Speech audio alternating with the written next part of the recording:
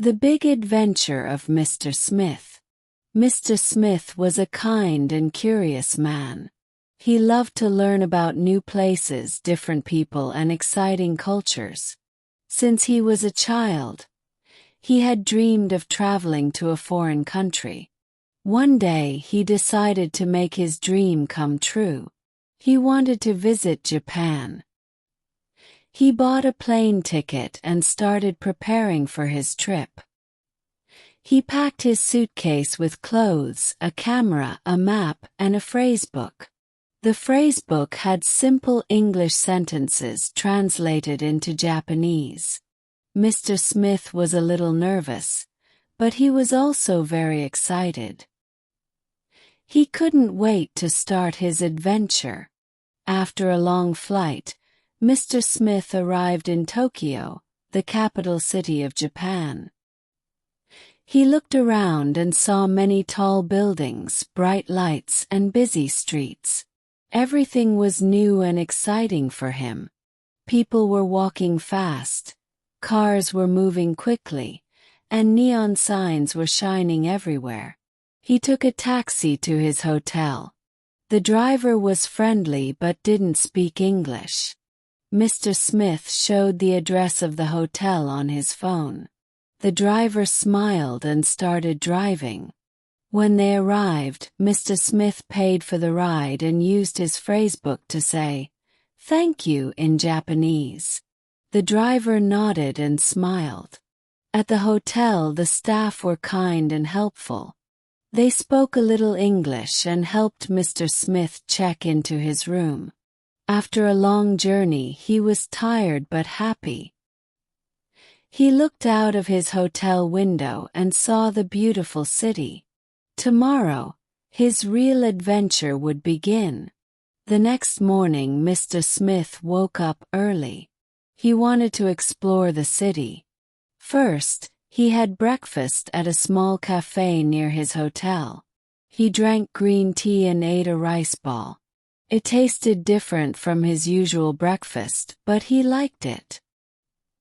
He then took a train to Asakusa to visit a famous temple called Sensoji. The temple was old and beautiful.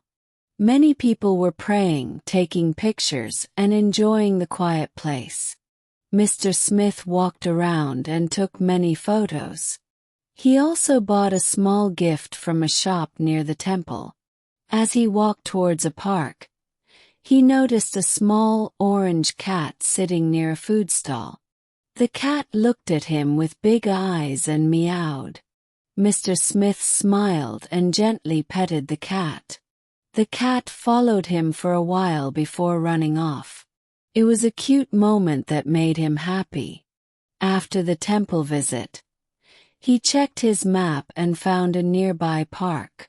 The park was full of cherry blossom trees. The flowers were pink and white, and they looked very pretty. Mr. Smith sat on a bench and watched families, children, and couples enjoying the park. He felt relaxed and happy. Mr. Smith loved food and wanted to try Japanese dishes. He found a small restaurant that looked nice. The menu was in Japanese, so he used his phrasebook to order. He tried sushi, tempura, and miso soup. The food was very good. The restaurant staff saw that he liked the food and taught him how to say "delicious" in Japanese. He practiced saying oishi and smiled. Later he went to a market and saw many interesting foods. He tried a sweet rice cake and a fish-shaped cake with red bean filling. Everything tasted new and exciting. Mr. Smith was happy to try different flavors. In the afternoon, Mr. Smith went to a coffee shop to rest. He ordered a cup of coffee and sat at a table. A Japanese man named Ken was sitting next to him. Ken smiled and asked, "Where are you from?" Mr. Smith was happy to meet someone who spoke English well. They started talking, and Ken offered to show him around the city. Together they visited Tokyo Tower and the famous Shibuya crossing. Ken told Mr. Smith many things about Japanese culture and traditions. Mr. Smith learned a lot and felt lucky to have a new friend. As they walked back to the station, Mr. Smith saw the same orange cat from before sitting on a bench. The cat meowed and jumped onto Ken's lap. Ken laughed and said, "This is Tama, a friendly street cat. Many people in this area know him." Mr. Smith was happy to see the cat again and gently petted it before they continued their tour. One evening Mr. Smith went for a walk. He wanted to explore more of the city. But after some time he realized he didn't know where he was. He was lost. He didn't panic. He took out his map and tried to find his hotel. Then he saw a kind-looking passerby and asked, "Excuse me, where is this hotel?" He pointed at the name on his phone. The passerby smiled and gave him directions in simple English. Mr. Smith thanked the person and followed the directions. Soon he was back at his hotel. He felt happy and laughed. Getting lost was part of the adventure. Ken invited Mr. Smith to visit his hometown, a small village outside Tokyo. They took a train and traveled for 2 hours. The countryside was beautiful with green mountains and clear rivers. It was very different from the busy city. Ken's family welcomed Mr. Smith warmly. They prepared a traditional Japanese meal. Mr. Smith tried homemade sushi, grilled fish, and fresh vegetables. Everything was very good. He also learned how to use chopsticks properly.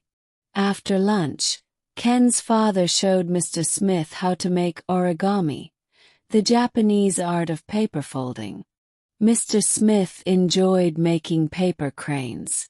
He felt happy to experience Japanese culture in a real home. Before leaving Japan, Mr. Smith wanted to buy gifts for his family and friends. He visited a big shopping area in Tokyo. There were many shops selling clothes, electronics, and traditional items. He bought a beautiful kimono for his sister, green tea for his parents, and a lucky charm for himself. He also tried street food, like takoyaki, octopus balls, and taiyaki, fish-shaped cakes. Everything was very good. He enjoyed walking around and seeing all the interesting things. After a wonderful week, it was time to go home. Mr. Smith packed his suitcase and checked out of his hotel. He thanked the staff and gave them a small gift to show he was happy. At the airport, he looked out of the window and thought about his amazing trip. He met kind people, tried very good food, and saw beautiful places. He felt happy and lucky for the experience. As the plane took off, Mr. Smith smiled and thought, "This was the best adventure of my life. I can't wait for my next trip."